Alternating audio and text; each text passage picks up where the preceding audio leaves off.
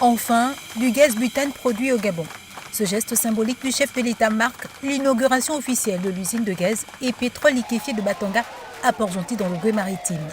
Accueilli par des salves d'acclamation à son arrivée, le chef de l'État est reçu par le Gotha politico-administratif, dont naturellement le Premier ministre, chef du gouvernement, les membres du gouvernement et des autorités locales. Cette œuvre, après le pétrole, permettra, nous n'en doutons point, le développement économique et social de notre contrée, mais aussi de notre pays.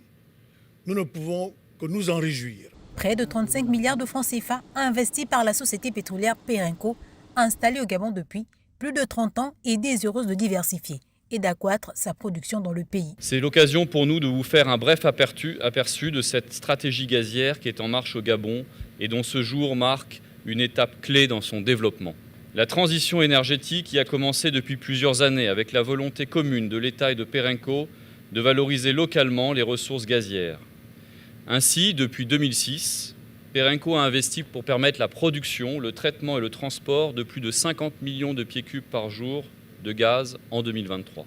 Dans ce domaine, pour aller plus loin, le projet à venir de la centrale électrique à gaz de Mayumba permettra de générer dans une première phase 20 MW et jusqu'à 100 MW pour le réseau interconnecté Sud dans un second temps, pour alimenter ainsi 90 000 foyers et industriels dans la zone. Vous pouvez compter sur notre engagement à mener à bien notre partie du projet avec des infrastructures sur nos champs en mer au sud du Gabon pour permettre une alimentation stable en gaz traité.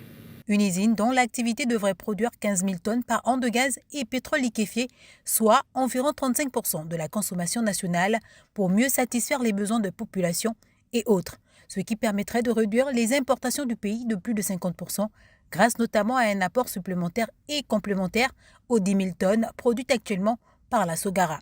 L'objectif étant de parvenir progressivement à l'autosuffisance en gaz butane au regard des 40 000 tonnes importées par an, voire pourquoi pas l'exportation dans la sous-région. En ayant choisi d'investir plus de 50 millions de dollars dans ce projet novateur et en annonçant la construction de l'usine de gaz naturel liquéfié du Cap Lopez et de la centrale à gaz de 100 mégas à Mayumba, vous envoyez un message fort à l'endroit des investisseurs non seulement nationaux et étrangers, en indiquant que notre pays demeure une terre d'opportunités et d'affaires, grâce à un potentiel en ressources énergétiques avérées et à une attractivité socio-économique bien établie. Le secteur des hydrocarbures demeure un pan vital pour le développement de notre pays et la réalisation de la justice sociale au bénéfice de l'ensemble des populations.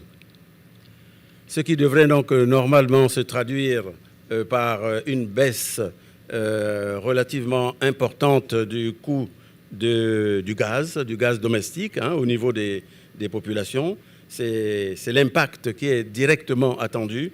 La construction de l'usine de Batanga est l'un des grands chantiers économiques du pays en cette année 2023. L'optimisation de la production du gaz domestique étant parmi les priorités. Dans ce cadre, la stratégie gazière mise en place par les autorités gabonaises et l'entreprise Perenco ambitionne également de manière corollaire la création d'emplois avec 750 emplois directs et 3 000 indirects pour la jeunesse du pays.